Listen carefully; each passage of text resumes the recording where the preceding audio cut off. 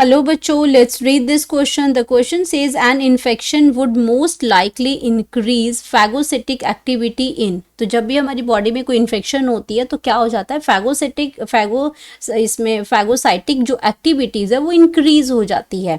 तो ये कहाँ होती है, किस में ज़्यादा इंक्रीज हो जाएगी जब हमें इन्फेक्शन होगा. इलास्टिक टिश्यूज़ में फैगोसाइटिक एक्टिविटी इंक्रीज होगी, या ट्रांजिशनल टिश्यूज़ के अंदर होगी, या एडिपोज टिश्यूज़ के अंदर होगी, या रेटिकुलर टिश्यूज़ के अंदर होगी. इन चारों में से कौन से टिश्यूज़ के अंदर ये फैगोसाइटिक जो एक्टिविटी है वो इंक्रीज हो जाएगी ड्यूरिंग इन्फेक्शन. तो बात करेंगे हम की कॉन्सेप्ट की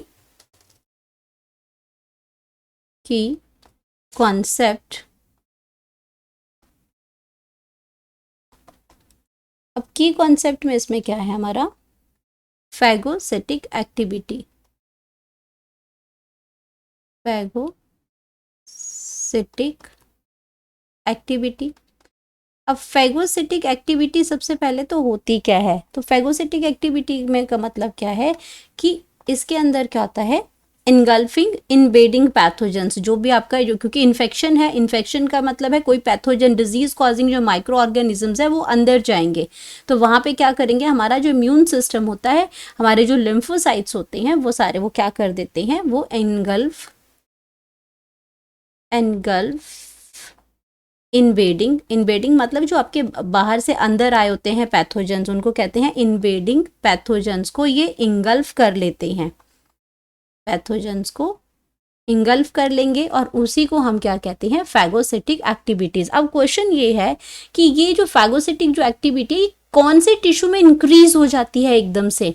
तो हम बात करेंगे इसमें जो करेक्ट जो ऑप्शन है हमारा वो है रेटिकुलर टिश्यू. तो कहाँ पे सबसे ज़्यादा जो इसका जो इंक्रीज होता है, जो इसका जो फैगोसाइटिक एक्टिविटी है वो कहाँ होता है, रेटिकुलर टिश्यूज़ में.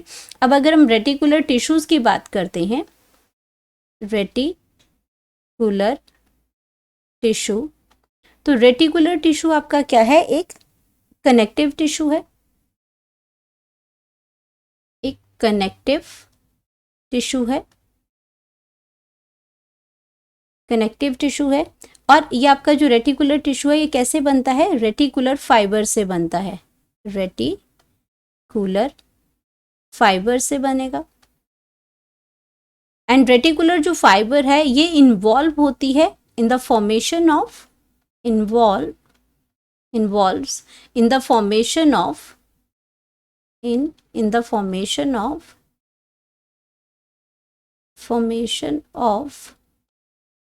स्ट्रोमा यानी कि जो मैट्रिक्स जो होती है, स्ट्रोमा मतलब जो मैट्रिक्स है उसको बनाने में काम में आती है. एंड ये दूसरी चीज ये क्या करती है, ये स्ट्रक्चरल सपोर्ट करती है. क्या करती है, स्ट्रक्चरल सपोर्ट करती है ये. अब अगर ये जो हम इस कनेक्टिव टिश्यू की बात करते हैं, इस पर्टिकुलर रेटिकुलर टिश्यू की बात करती हैं, तो ये रेटिकुलर जो टिश्यूज होते हैं ये आपके कहाँ प्रेजेंट होते हैं, ये प्रेजेंट